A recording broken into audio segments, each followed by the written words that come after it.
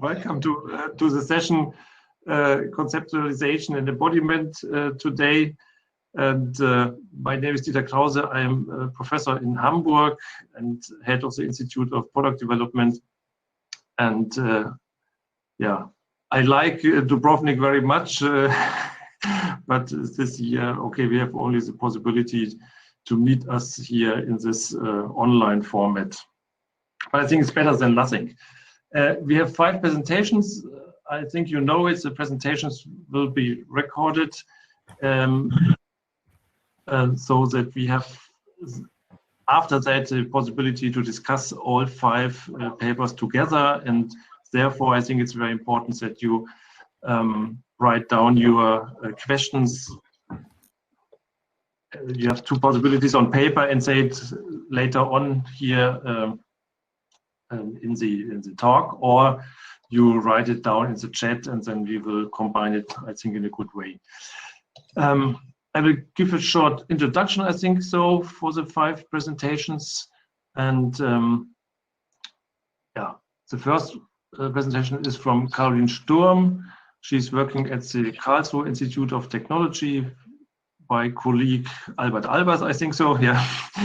And she will present a presentation to the title Qualitative Modeling in Embodiment Design, investigating the contact and channel approach through analysis of projects. I think the special approach which is developed some years ago in Karlsruhe and well known. The second, oh, you one microphone, I think yeah, maybe I hear an echo. The second one is Giovanni Formentini from University of Parma in Italy, and he will talk to extrapolation of design guidelines during the conceptual design phase, a method to support product architecture design. Also very interesting topic because I like product architecture design also very well. And third one is Sebastian Rötzer from TU Munich, also in Germany, from the new colleague Zimmermann, and he will talk about cost optimization of product family using solution spaces. It's always a common and well-known topic, and I think it's always very present to discuss how you can optimize costs and also for product families, not only for one product variant. And fourth one is, oh, I hope I can read the name in the right way. Yin, I think so. Xiaongeng. I hope it's not. I hope you can understand it. From the Tongji University in China, and I understand that you are also a student at the Loughborough University and it's a visit now at the Tongji University. You will have a common title, New Design Heuristic in the Digital ERA. I don't know what does it mean, but I think we will hear it in your presentation. And the last one is Timo Friedrich. He studied at Darmstadt and now he's working by Honda, and you also are a PhD candidate, but I don't know from which university you are now in combination with Honda. Maybe you can say it later on. And your title is Rapid Creation of Vehicle Line-Ups by Eigenspace Projections for Style Transfer. Okay, then I'm proud to say to you that we have 2 presenters here which get a prize, yeah, and certification because you are in the 10% rated best paper review results, and this is Carolin Sturm. Congratulations to you, and also to Sebastian Rötzer. You both, you get a certification after the conference, and it's a good result and good for our workshop, our sessions, that we have 2 important presentations here, which the reviewers say, okay, they are very well and very good, and 10% best is a good result. Huh? Okay. Nicola, you can hear me? Yes, Professor Krause. Yeah. Do you want to start the videos? Yeah, sounds good. Or have I say something again or missing?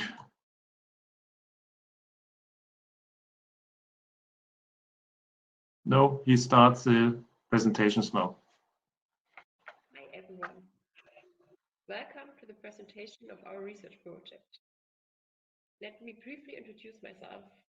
My name is Carolin Sturm.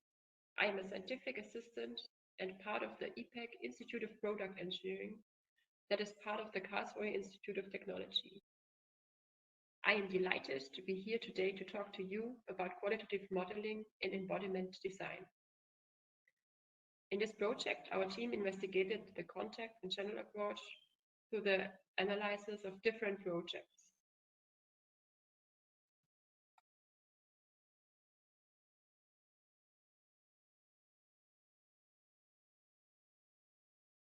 Looking at the usage of models in embodiment design, research on models is on one hand often very detailed, or on the other hand very abstract. To be more specific, there is lack of research on the application of models of embodiment function relations, and lack of research on how to combine different modeling approaches. The aim of this research is therefore to investigate modeling of embodiment function relation with the contact and channel approach and its combination with other models.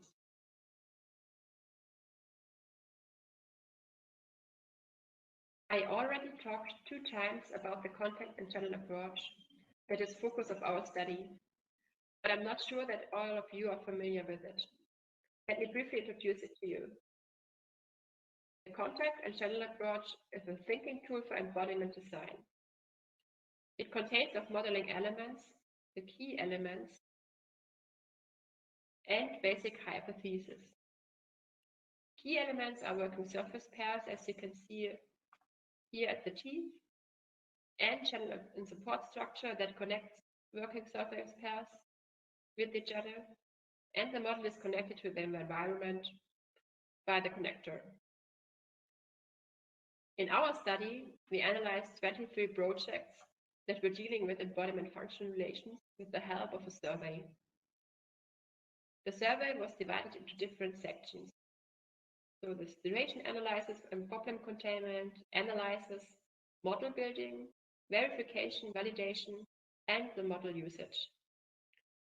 For example, we asked in the sections of the questionnaire which contact and channel modeling elements were used. If we look at the results and the models that were used in combination with the contact and channel approach, we can see that most of the models and techniques in the survey are considered as helpful in general. Especially simulation and prototypes are considered as hard to use, and that graphical models, including sketches, are rated as helpful as well as easy to use.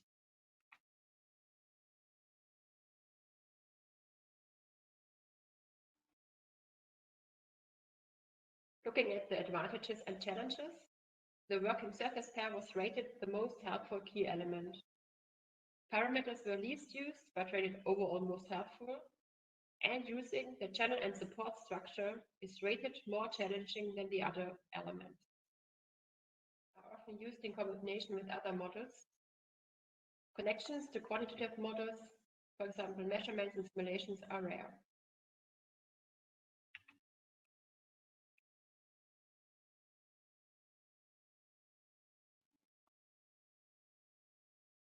Looking at the results of our survey study, the contact and channel approach is usually used in combination with other models. Either it is supported by other models, like for example graphical models, or the contact and channel model supports the building of more complex quantitative models, like for example simulation models. Advantages of the contact and channel approach were that it was easy to apply, and it was useful for quick analysis and insights. On the other hand, there were challenges in the application of the element channel and support structure, in the integration of parameters, and the implementation of links to quantitative models. In further research, the combined use of quantitative models like simulations or tolerance analysis can be improved.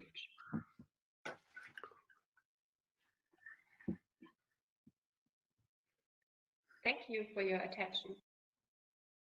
We are now happy about questions.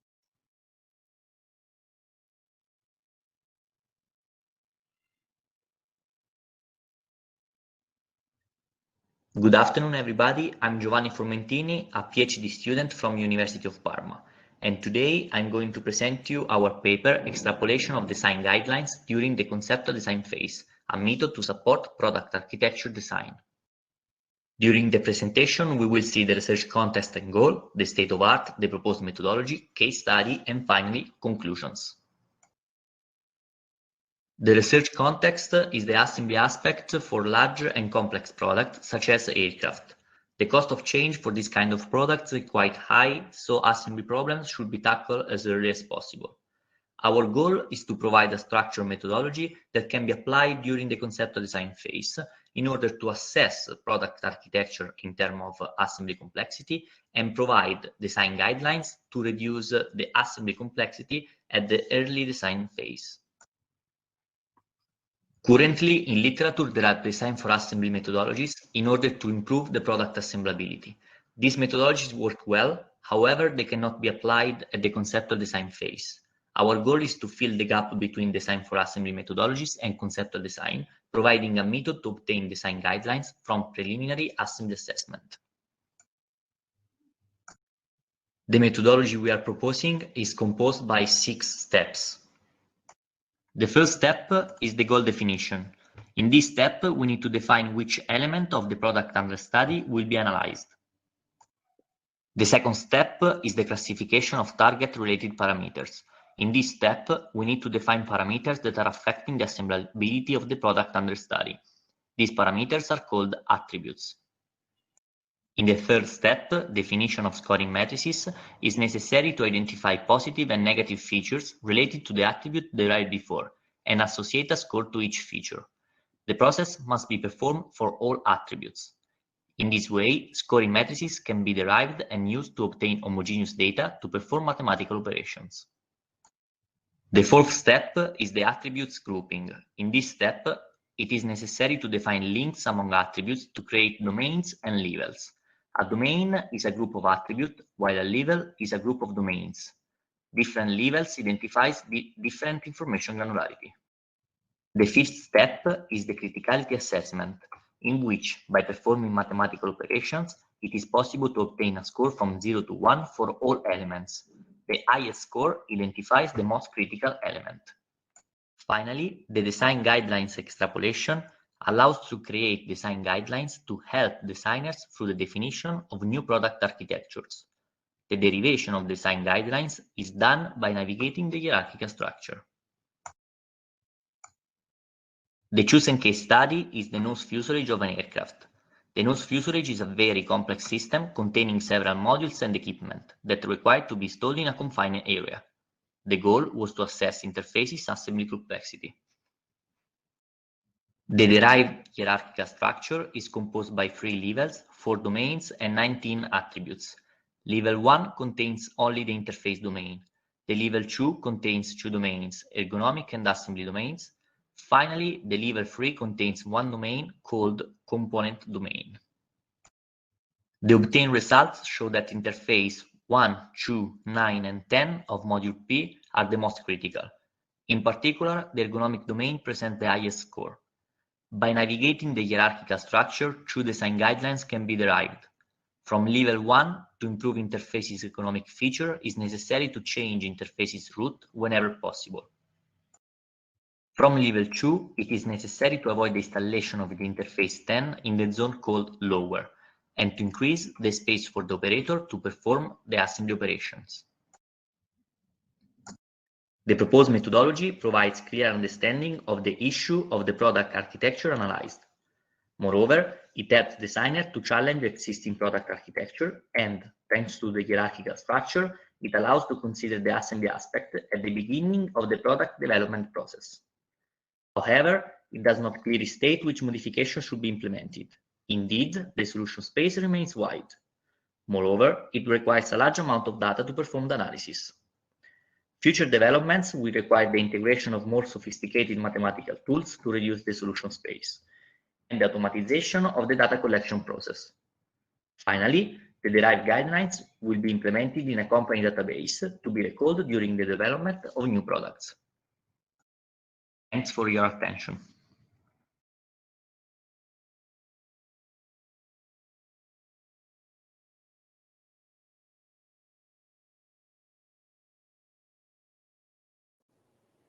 Hello and welcome everybody. My name is Sebastian Rötzer and I will present you cost optimization of product families using solution spaces. I will use this application example to guide you through the method. You can see a water hose box, which you might know from your garden. So you have a water hose, which is rolled up on a reel, and it's pulled into the box by a spring, and it's all stored within a housing. The product is defined by 10 design variables, which you can see here. And the overall family consists of 5 product variants, which we want to optimize. So the 2 questions which arise here are: what is the cost optimal degree of standardization for the overall product family, and how do the components look like? Therefore, we use solution spaces, and as an input, we need a technical modeling of the system. So what you can see here are all 10 design variables in diagrams and depicted in the color according to the requirements. And so whenever a design fulfills all requirements, it is depicted as a green dot or in the color in the color of the requirement which is violated. And we need as an input technical models, and as an output we get independent intervals for each design variable, which includes only good design, which means green dots. And with the intervals, which are indicated here, we go into the optimization process. So here you can see all 5 product variants with their intervals and their design variables. And within these intervals, we perform an optimization of the product family according to the costs of the product family. And for this scenario, we find an optimal distribution of our components within our product family with 2 real variants, 2 housing variants, and 5 spring variants. The optimized solutions are indicated by these triangulars and can be found for the real variables in the overlapping space, as well as for the housing variables. The spring is optimized, or the optimized solution is 1 individual spring for each variant. So in total, we have 9 component variants for our 5 product variants for our product family, which is the cost optimized distribution. So what do? We compare each commonality pattern according to their overall cost and plot them here. So in the left diagram, you can see the total number of used component variants versus the cost of the product family. And in this scenario, you can see the 9 components as the cost optimized solution. Maximum commonality would be 6 components in this technical problem.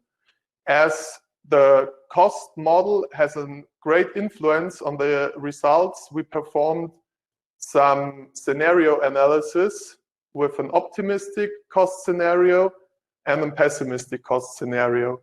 And you can see that the optimum varies along these scenarios.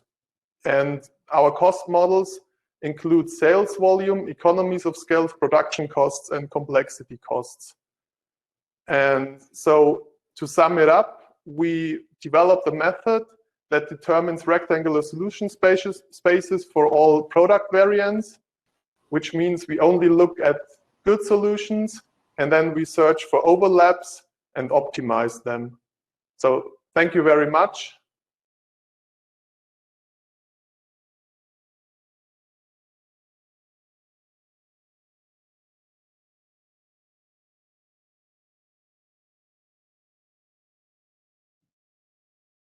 Hello, everyone. Welcome to my presentation. My name is Xiaonan Jing. I am a PhD candidate at Tongji University. Today, I will show you my PhD research, New Design Heuristic in the Digital Era. What is design heuristic? Design heuristic is a context-dependent directive based on intuition, tacit knowledge, or experiential understanding, which provides design process direction to increase the chance of reaching a satisfactory but not necessarily optimal solution. Design heuristic help us to explore more wider design space, and finally, the more concepts fit higher quality ideas. Different DHS have been developed for different purposes, such as additive manufacturing, assistive products, technological innovations. DHS are evidenced to help generate ideas effectively in the conceptual design phase and play an important role in addressing issues with design fixation. However, existing DHS have some shortcomings. The first one, the data size utilized are not up to date. Most of the DHS are structural design heuristic for industrial design. Technical advances have triggered an opportunity for design innovation to generate awards of new products, but few DHS are generated for the digital era. So, new design heuristics are needed for the faster developing digital era. Research method, we collected around 1,000 Red Dot award-winning designs from the websites, from the Red Dot websites. And finally, we extracted 10 DHS for digital innovation. 2 researchers undertook data extraction following a 5-step process. This is an example of extracting DHS. And this is the secondary example.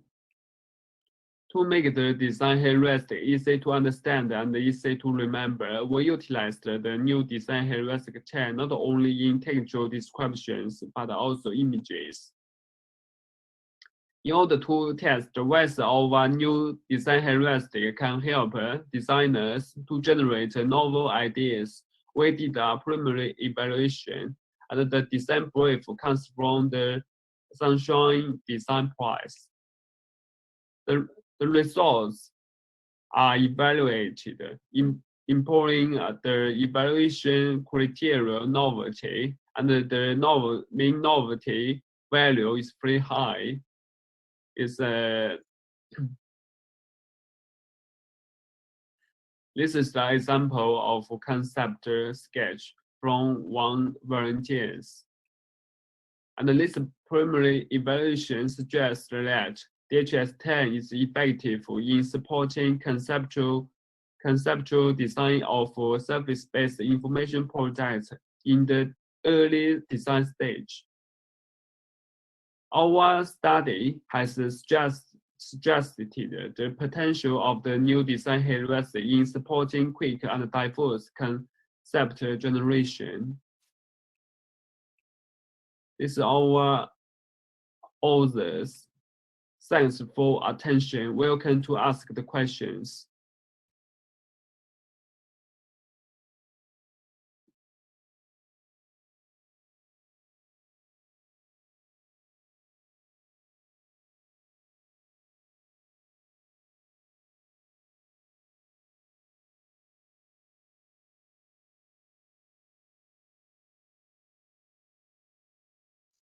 Welcome to my talk. My name is Timo Friedrich. I work for the Honda Research Institute Europe in Offenbach in Germany, and the topic of my talk is rapid creation of vehicle lineups by eigenspace projections for style transfer. I want to start with the motivation of our talk, which is 2D neural style transfer, published by Gettys et al. In 2016. The idea is that style and content of data is separable. For example, as you can see here, we have several paintings in the top row. We can extract the style from these paintings and apply it onto a set of different photographs, which is the left column. And then you get a portfolio of these photographs with different styles. We asked ourselves, what if we can do something similar in the automotive domain and could do style transfer, for example, on 3D shapes of car models? The automotive data we work with is usually represented as point clouds, as you can see on the left, triangular meshes, as you can see in the middle, or as voxel data, as you can see on the right side. Today's talk will focus on triangular meshes. Our method is based on Laplacian mesh processing, where you apply the Laplace-Beltrami operator on a 2D Riemannian manifold. The equation you see here shows the continuous version. But as we are working on triangular meshes, we need the discretized form, which approximates the surface curvature of our shape at each given vertex. There are several ways to implement the Laplacian.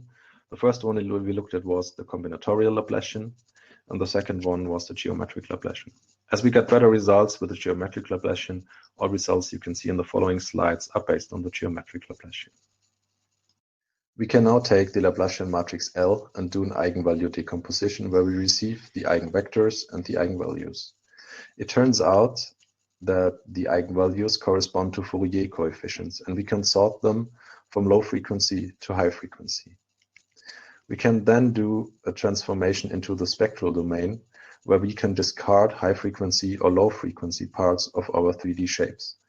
As we transform our data then back into the original domain, we receive models, as you can see on the left side, with only low frequency features, or on the very right side, only the high frequency features of our shape. We asked ourselves, what if the low frequency features correspond to content and the high frequency features correspond to style? Our approach is based on the equation you can see on this slide. We take the eigenvectors, a weighting matrix, and spectral coefficients of a content target and from a style target and combine them into a new 3D shape. This only works as long as the content target and the style target share the exact same underlying graph data for the triangular meshes.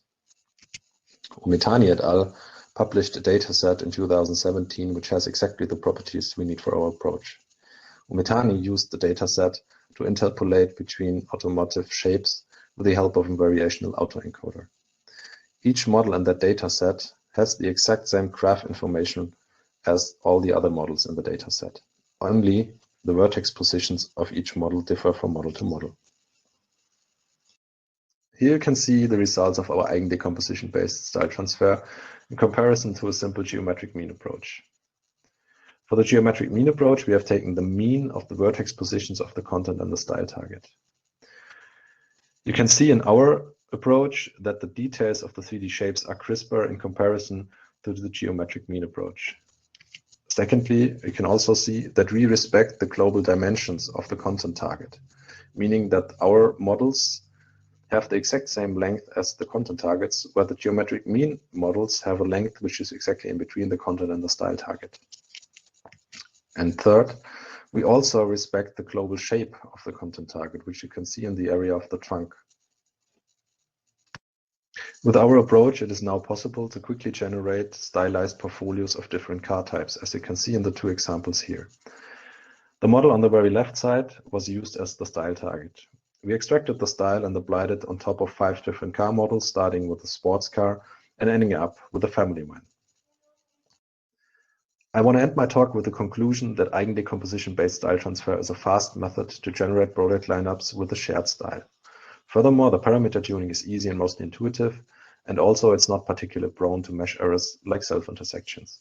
There is one major limitation to our approach, which is that you must have homogeneous 3-angular meshes in order to apply our approach. Thank you for your attention.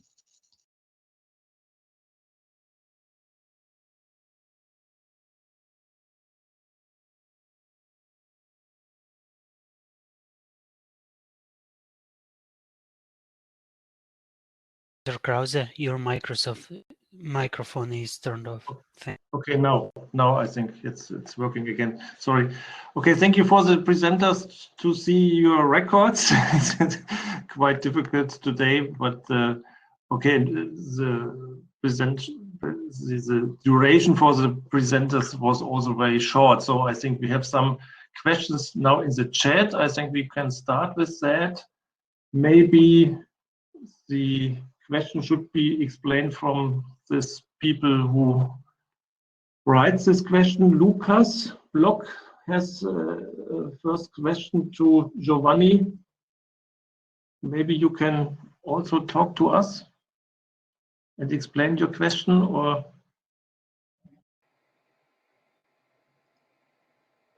Lucas, do you hear us? May not, so then I would read the question. I think only the presenters can talk. Yeah, maybe. He asked for permission, so it might take some time. Yeah. Do you find Lucas?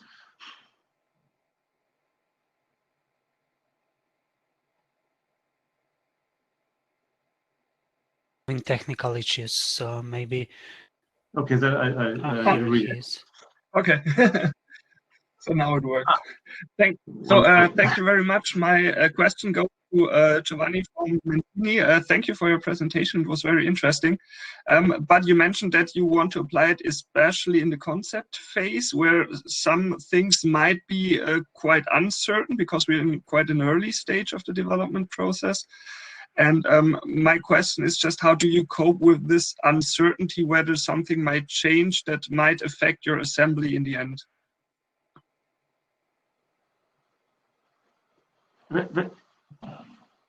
Your microphone?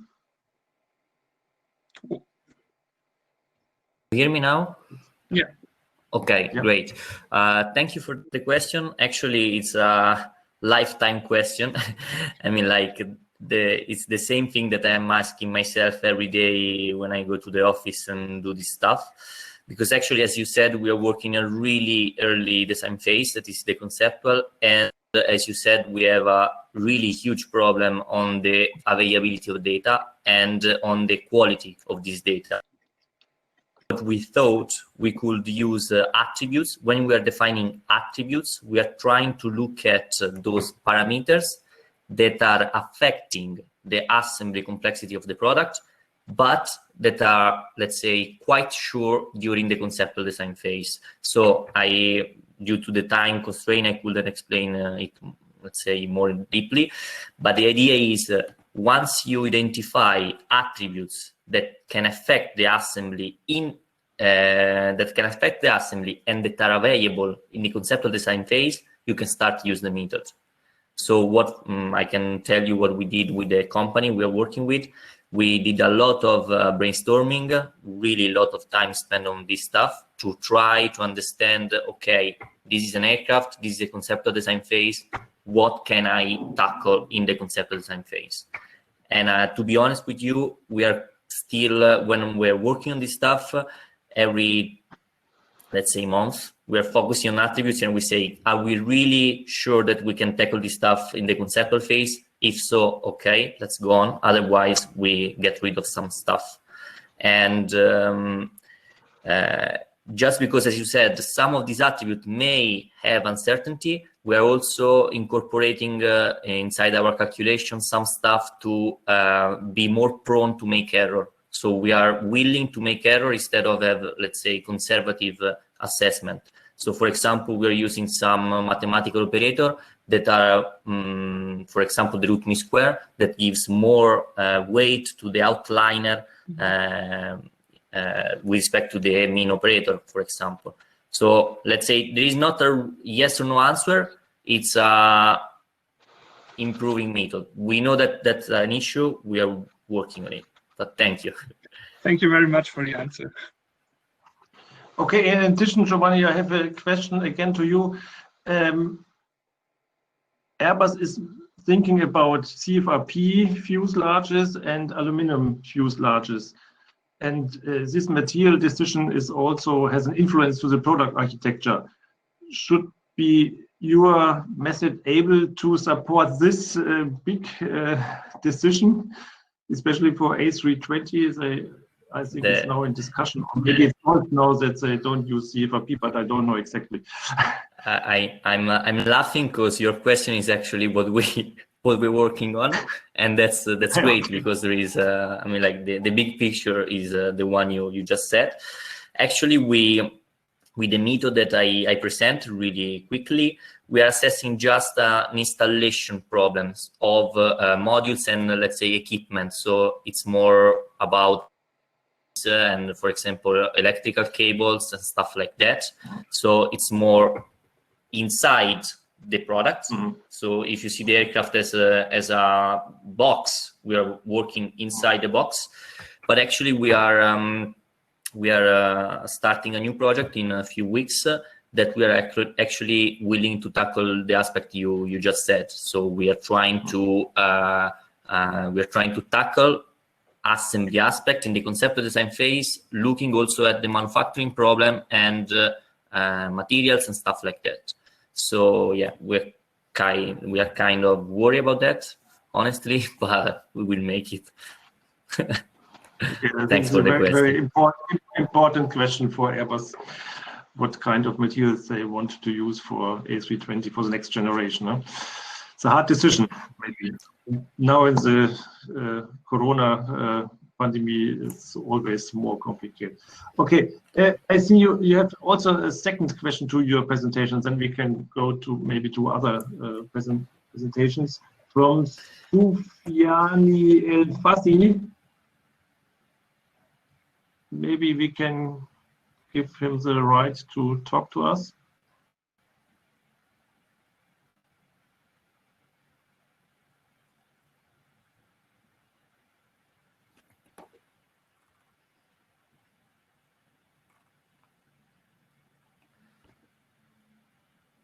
But we don't hear anything. If you want, I can. Okay. Okay. Otherwise, I can read it at first, and maybe he can edit some information. You mentioned the need for large data sets for analysis. How would you handle the conceptual design of novel aircraft configurations where there is usually a lack of reliable data? Are you considering any uncertainty analysis in this regard? So thank you for the question. I will say that it's quite similar to Lucas, or at least my answer will be quite similar. So the idea is that, as I said, we are tackling a problem in a conceptual phase in which we have no certain data, and also we have really few data. Right now, when I talk about large data, I mean, I need to explain you how we retrieve this data. The idea is right now we are working on a digital mockup that is a really rough representation of what the nose fuselage is, and what is inside the Eron's fuselage. And this is done just with simple geometries like rectangulars or cylinders, stuff like that. So our idea is, by playing with the digital mockup, we are going to retrieve information that are available in the conceptual design phase, and then we run the methodology. Right now, we have a huge Excel file that I compiled by myself. And in future, the idea is we are going to link the CAD file to the digital mockup, let's say, to the method to retrieve this information. Why I said a lot of information is just because if we have just one interface, for sure that interface will be the most complex to install. And so we need to consider many attributes that can be tackled at the conceptual design phase. Regarding the uncertainty analysis, we were thinking about that. Actually, we did some, we tried some stuff. But the point is, as I said before, we are trying to model the reality in a really early design phase. And the point is, how do you model something that is not really clear? And also the question was, what does it mean, uncertainty, when someone told you that, how can I say, so let's say that we try something, and at the end we look at each other and we said, the idea of uncertainty is not applicable because we're not willing with the information that are coming from a let's say, sure source. It's not an information that is coming from a sensor, nor a count of parts, not like we are trying to understand how to deal with this new kind of uncertainty. I don't know if I answered your question or if I was clear, but I hope you get the idea. Yeah, I hope so. I think for novel, he asked for novel designs. I think it's more complicated to handle the uncertainties, and the uncertainties will become greater and greater. Huh? It's a big problem, I think so. Yeah, for novel, okay. That's true. Yeah. Okay, then we want to change to another question to Sebastian Rötzer from Timo Friedrich. Yes, Timo, I can ask it. Maybe you are able to, yeah, wonderful. Okay. I've done something very similar in the past where I optimized the product of electric motors. And the biggest struggle for me back then was first that the solution space is quite huge and that it's not clear which parameters, like the dimensions of the product and so on, should be commented beforehand. So how do you tackle that problem? How do you optimize it? Yeah, thank you for your question. Can you hear me? Yes, perfect. Because I was facing some connectivity problems, so I hope the stream will be fine. Wonderful. But I will just start and then hopefully it works. Okay, so yeah, that's a very good question, and it's indeed kind of a big problem because due to the complexity and especially the combinatorics of the problem, the optimization algorithms need a lot of evaluations, and there are different ways to deal with that in literature. So the thing which is different in this approach is basically that we use solution spaces, and by using solution spaces, the designer can define the intervals for the design variables. And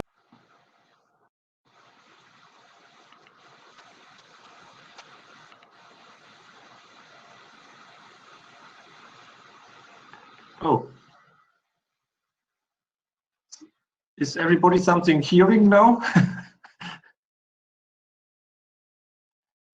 No. Okay. Difficult, huh? Very difficult.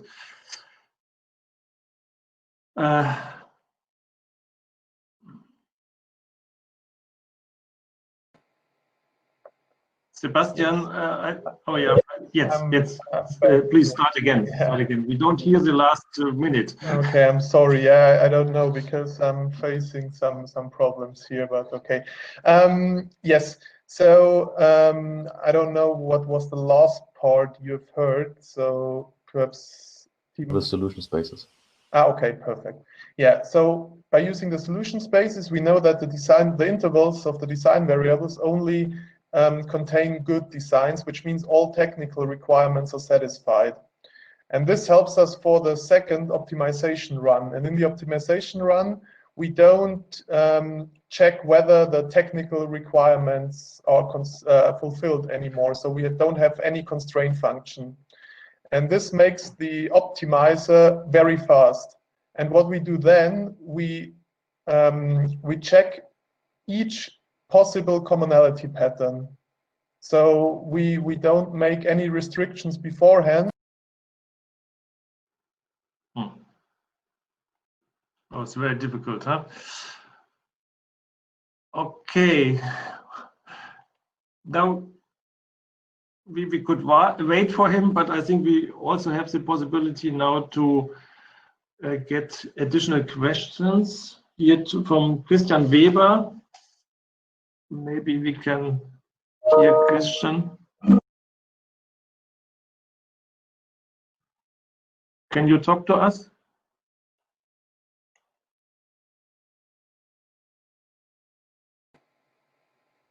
Otherwise, I will read the question to Yin. What I did not understand so quickly, also not from the paper, do you have to do a new heuristic for each product? How do you do your heuristic look like a catalog? Oh, can you hear me? So, yeah. Yeah. Yeah. Hello. Can you hear me? Yeah. Yeah. We can hear you. I will answer this question. I extracted 10 design heuristic for the digital innovation. So this design heuristic is a tool, stimuli tool for helping designers or engineers to generate ideas. It is stimuli tools. Yeah, and this design heuristics were extracted from the Red Dot Awards. This is something insights from the Red Dot award-winning designs. So we collected almost 1,000 designs and extracted the 10 designs heuristic for the digital innovation. And you may know the cheese, and the cheese is developed by the Russian scientist, and this is a tool for help engineer to generate ideas, different ideas. The tool is for the digital innovation. Can I answer the question? Yeah, we hope so. Maybe you can explain one. You spoke from 10 design rules, which you gathered from your dot events. This is not results. Can you explain one example, so maybe it's also a better understanding for your rules? Oh, this is not a rules or guideline. It is just a design heuristic. Maybe it's a heuristic to open the designer's mind, and maybe designer meet the design fixation, and my tool will help them to open their mind and to generate more ideas, and more ideas will feed more quality ideas, and my heuristic maybe is add the drone technology and control the products remotely, and maybe add my design heuristic maybe more chance to get higher qualitative ideas. And now you use this dot prices for your database. is it also possible to transfer or to use another database with good products examples to get another kind of heuristic with your tool? Pardon? Do you understand? Now I understand you use this 1,000 prizes from the red dot event for your heuristics to find some patterns and so on. Yeah? Yes, yes. I checked the design heuristic from. And could you also use another database for your tool, not the 1,000 dot products, other good products. Yes, your question is very good. And right now, I just collected the data sets from the red dot because red dot is the highest reputational awards. So I think the red dot is a good way to extract the high quality design heuristic. And maybe in the future, I will add the IDEA and IF. So add my data sets. I will extract more design heuristic for the digital innovation. And I think the method is the same, similar, and I adjusted the data size. The more data size will better. Yeah, okay. Yep. Okay, thank you very much for your answering the question, Kai Mertens to Sebastian. I think I read the question, so it's easier. Huh? Have you ever thought to use robust optimization methods? But with Sebastian, we have sometimes a problem, so I don't know if he hears the question, but I can't see him. Sebastian? Hello, hello. Oh, okay. Markus Zimmermann, you can answer. Okay, it's also a good possibility. Nicola, can you give the right to Markus Zimmermann? Yeah, of course. He just needs press on ask for share audio and video. It's next to that recording, and where you see number of people that are currently watching this session. There is a blue button, ask for share audio video. So as soon as he presses that button, I can let him in. On the right above all the windows that we are sharing, it's a blue button. Below that time left for perfect. Yeah.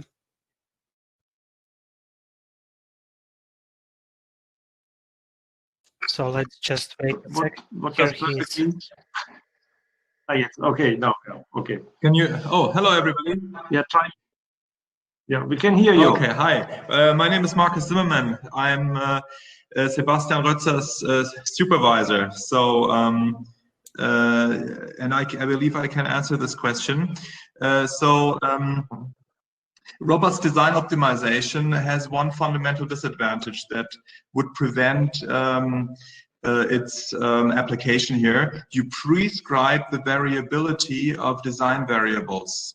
Okay, and what we're doing here is we're using a top-down approach, where we essentially maximize the admissible values, or the set of admissible values for each design variable, and that's our degree of freedom essentially. And I would like to also take this chance to answer the previous question. If you do that, then you can identify common design variables, and this way common components, by overlapping intervals of design variables. Okay, so if you think of let's say one design variable that let's think of two products, and if the value for their design variable can be the same, they can share the same component. And if one product requires this interval, the other product requires that interval, they overlap, they can use the same component. So we want to maximize these permissible intervals. That's different from robust design optimization. There you prescribe the interval width in some sense, or the distribution. But we want to maximize it also to tackle this problem that you have a huge combinatorial problem finding out what design variables to make common and which ones not. Okay, does that answer your question?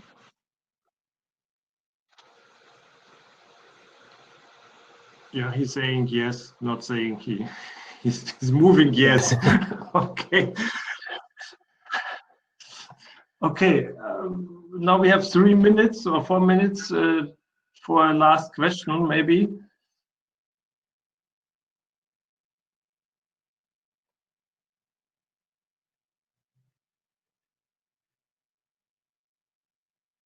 Okay, otherwise maybe we also can finish now our session. I think we had a small discussion with some technical problems, but it works quite well. And thank you very much for the support of Nicola. And he said to me, for you as an information, that a social gathering will be held every day from 4 to 6 p.m. In the gather.town social space. And there's the possibility to join and talk with colleagues and friends and presenters maybe again in a shorter way, in an easier way than here in the discussion room. Okay, thank you very much for taking part of this session, and have a nice day and have a nice design 2020. And we hope in 2 years we can go to Dubrovnik back, and then it will be easier. Huh? Thank you very much. Bye. Much. Bye-bye.